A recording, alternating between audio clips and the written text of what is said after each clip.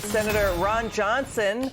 Senator, it's great to have you back on the show. So we got this news coming in today, sir. We'd like your reaction to New York Judge Juan Merchan delaying former President Trump's sentencing in the New York case to mid-September. Basically, the Trump's team is saying the case should be tossed out after the Supreme Court presidential immunity ruling. Where do you come down on this? The Trump team is saying there was inadmissible evidence. Are all these cases against Trump falling apart?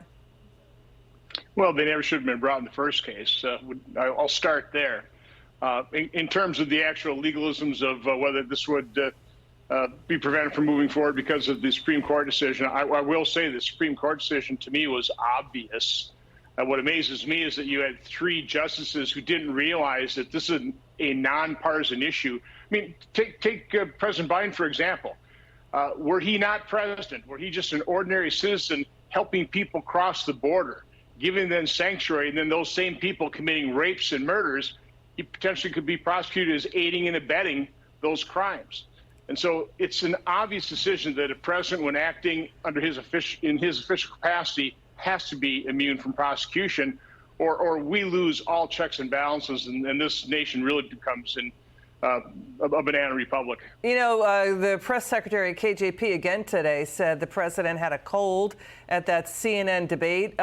Somebody should alert Britain's Lancet magazine that a common cold can trigger incoherent thoughts at a debate multiple times.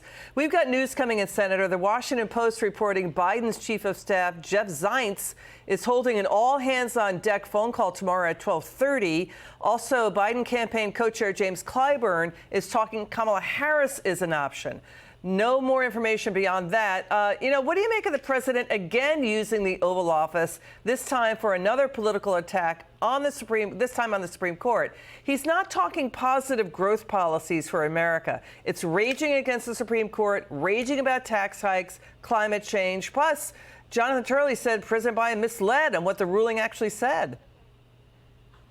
Well, Elizabeth, I think you've been interviewing me long enough to know even before the 2020 election, I was saying that Joe Biden was unfit for office because of the corrupt nature of his family and certainly the selling of his name and peddling influence. So he's unfit from there. And then for the entire span of his presidency, we've all witnessed, and it's sad to witness. This is not fun to watch any elderly person, but we've seen his mental and physical decline. And the fact that all of a sudden the mainstream media is shocked about this and they're being forced to report it because he performed so badly in the 90-minute debate. I mean, I guess I was surprised he didn't do better. I figured they figured out some kind of cocktail for a State of the Union address, got him all energized. I thought they'd have him equally energized for the debate. But again, his decline is so significant that they can't hide it anymore. But they've been hiding it.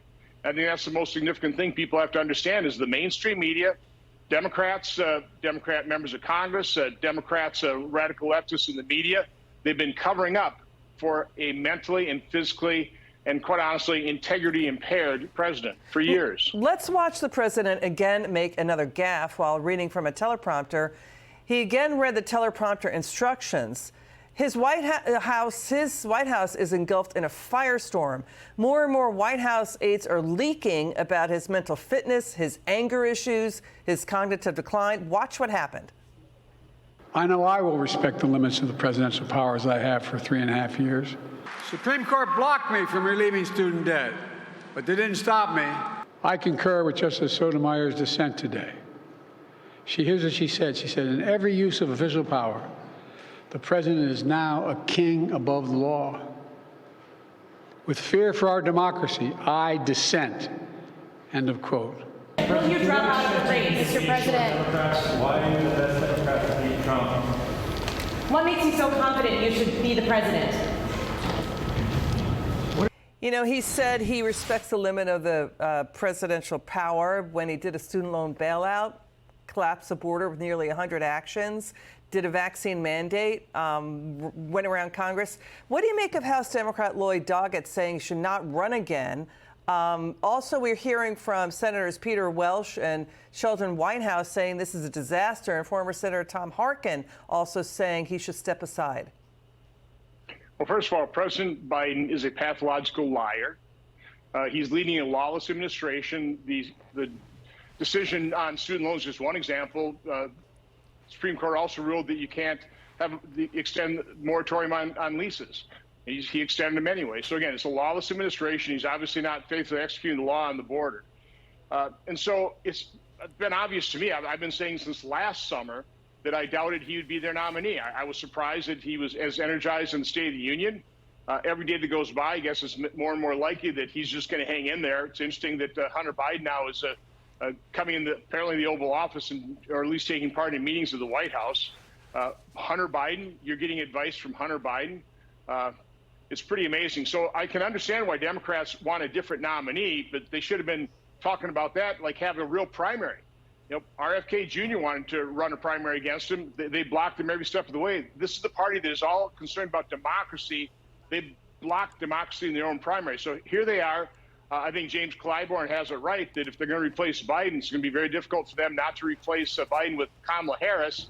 And of course, she's just famous for her word salads. I think most Americans realize she's completely unqualified to be president of the United States. So Democrats are in a real pickle here. Senator Ron Johnson, a pleasure having you on. Thanks for joining us. Have a good evening.